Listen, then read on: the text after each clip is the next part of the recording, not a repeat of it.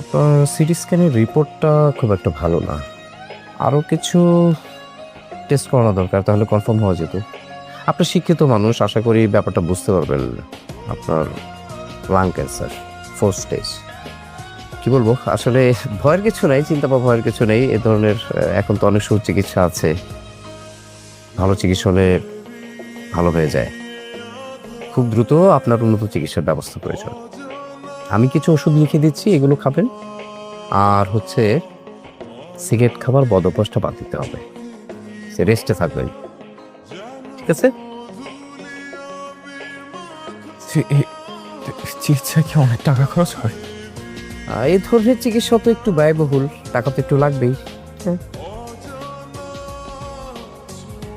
এত ভেঙে পড়ার কিছু নাই। হ্যাঁ, মানসিকভাবে শক্ত থাকতে হবে, ঠিক হয়ে যাবে, চিন্তা করবেন না।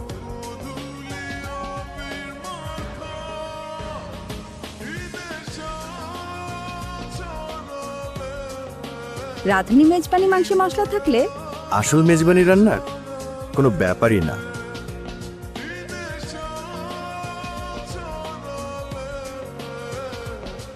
তুমি খোঁজ খবর রাখতে পারো না? সারাদিন টেন টেন করে ঘুরে বেড়ায়। আজকে আসুক।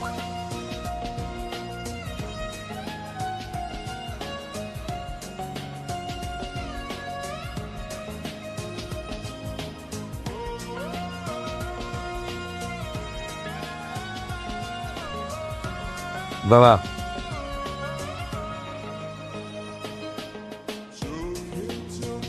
সারাদিন করেছিলি কি হলো?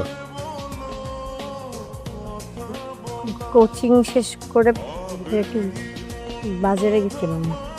তোর মতো একটা যুবতী মেয়ে একা একা বাজারে ঢ্যাং ঢ্যাং করে ঘুরে বেড়ায়? হ্যাঁ, এই তুমি এরকম দেরি করলে কিন্তু এবারে খাওন দাওন সব কপাল থেকে উঠে যাবো। যাও ঘরে যাও। দাঁড়া, তুমি কে বলার? কি রে, তোর কানের দুল কই? কি করছস? কানের দুল ভাইয়া সকালে হারায় গেছে। সকালবেলা হারিয়ে গেছে না? আর কত মিথ্যা কথা বলবি? ওই ভাদাইমার জন্য আর কত মিথ্যা কথা বলবি তুই? শেষ পর্যন্ত আমার মার শেষ স্মৃতিটুকু বিক্রি করে দিলি, একটু চিন্তা করলি না? কি জন্য? কি আছে ওর মধ্যে?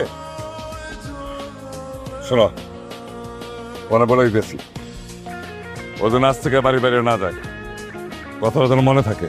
জি আচ্ছা।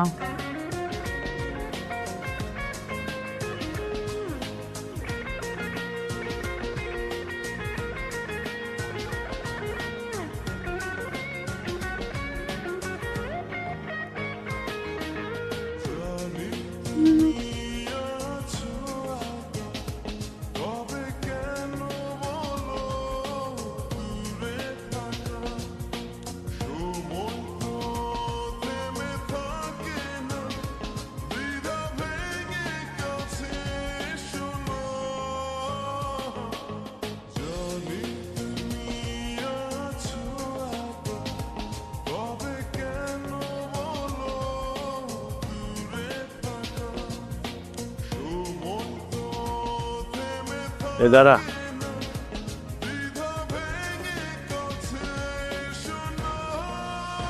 তিনি কোথায় সারাদিন? হ্যাঁ, তুই তো জানিস তোর একমাত্র ছোট বোন, তার সম্বন্ধ ঠিক হইতেছে, ওই দেখতে আসবে, আর তুই সারাদিন টই টই করে করছিস। কেমন ভাই তুই? তোর কোনো দায়িত্ব জ্ঞান নাই।